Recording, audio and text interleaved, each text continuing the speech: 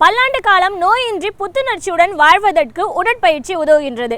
அந்த வகையில் உடற்பயிற்சியில் சிறந்தது யோகாசனம் என்கிறார் ஆசனா ஆண்டியப்பன் அவர்கள். நம் வீடியோ நிகழ்ச்சியின் முதல் பகுதியாக வரவிருப்பது நலமுடன் வாழ.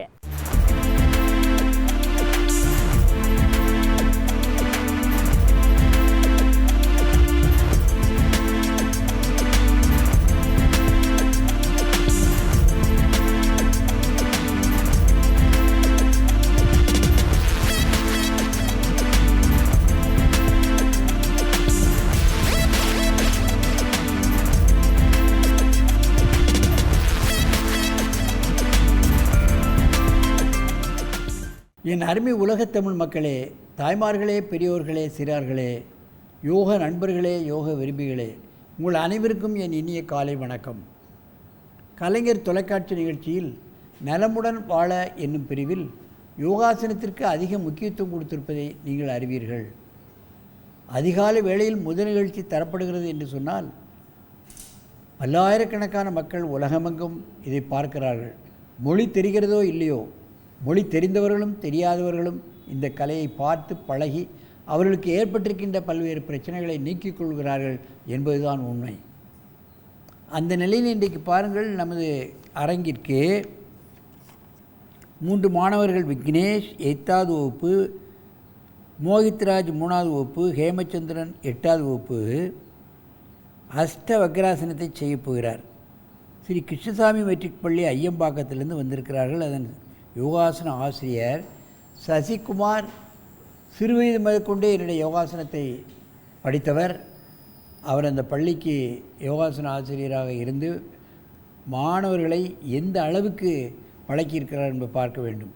என் அருமை மாணவர்களே, நீங்கள் இப்பொழுது அந்த அஷ்ட வக்ராசனத்தை நீங்கள் செய்ய வேண்டும். முதலில் வலது பக்கமாகவும் அப்புறம் இடது பக்கமாகவும் செய்ய வேண்டும். முதலில் right side, then left side. பத்மாசனத்தை கலைத்து விட்டு நீங்கள் செய்யுங்கள், பார்க்கலாம். அஷ்ட வக்ராசனம், ரைட் சைட். மெதுவாக செய்ய வேண்டும், அனாசயமாக செய்கிறார்கள். 2 கைகளில் தங்களுடைய உடல் பலத்தை நீட்டி உடலை திருகி செய்யக்கூடிய ஆசனங்களில் இது ஒன்று.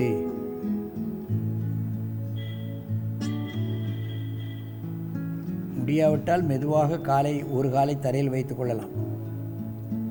மெதுவாக இறக்குங்கள், நீண்ட மூச்சு வாங்கிக் கொள்ளுங்கள், நிமிர்ந்து 2 மூச்சு வாங்கிக் கொள்ளுங்கள்.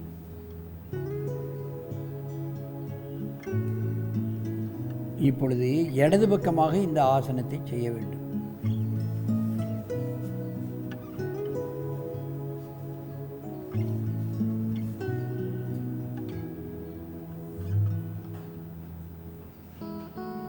இவையெல்லாம் சற்று கடினமான ஆசனங்கள். கைகள் பலம் பெறும், புஜம் பலம் பெறும், முதுகெலும்பு பலப்பெறும். எத்தனை நன்மைகளை கொடுக்கக்கூடிய அற்புதமான ஆசனம். ஆரம்ப கட்டத்தில் கால்களை தூக்காமல் செய்யலாம், ஒரு கால்களை தூக்கி செய்யலாம். ரொம்ப நேரம் இருப்பது என்பது சற்று கடினம். ஆனால் இது சாதனை செய்ய செய்ய அதிக நேரம் நிற்கக்கூடிய வல்லமை அவர்கள் உடலுக்கு வந்து விடுகிறது. கீழே உட்காருங்க, கீழே உட்காரு. மூச்சு பண்ணு, மூச்சு பயிற்சி பண்ணு.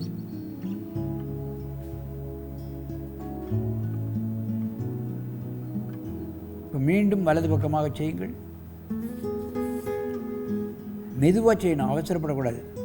மெதுவாக செய்தால் தான் இந்த ஆசனத்தை செய்ய முடியும். ஏன்னா இது சற்று கடினமானது, கீழே விழக்கூடிய தன்மை உடையது.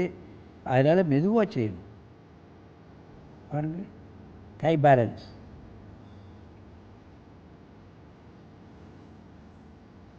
மெதுவாக இறக்குங்க, நீண்ட மூச்சு வாங்கிக்கொள்ளுங்கள். சத்தமாக மூச்சு வாங்கணும். இப்பொழுது இடது பக்கமாக இந்த ஆசனத்தை செய்யுங்கள்.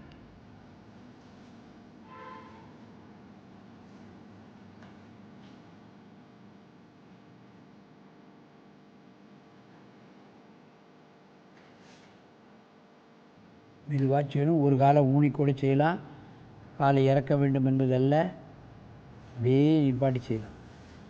இறக்குங்க, நீண்ட மூச்சு வாங்கி கொள்ளுங்க.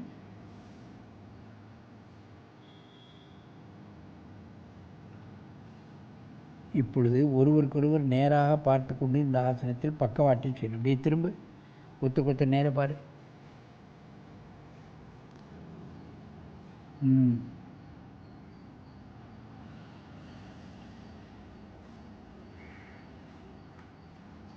செய்ய முடியலன்னா காலை கீழே வச்சுக்கலாம். ஒரு காலை தெரியுதா, 2 காலையும் தூக்க வேண்டாம்.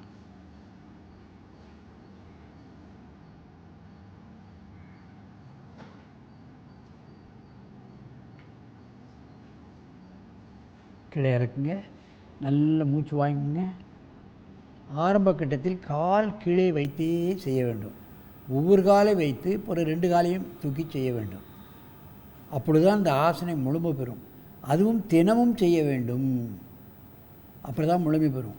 ஏதோ ஒரு நாள் செய்துட்டு 4 நாள் கழித்து 10 நாள் கழித்து செய்தால் இந்த ஆசனம் முழுமையடையாது. கடினமான ஆசனங்கள் எல்லாம் தினமும் செய்யணும்.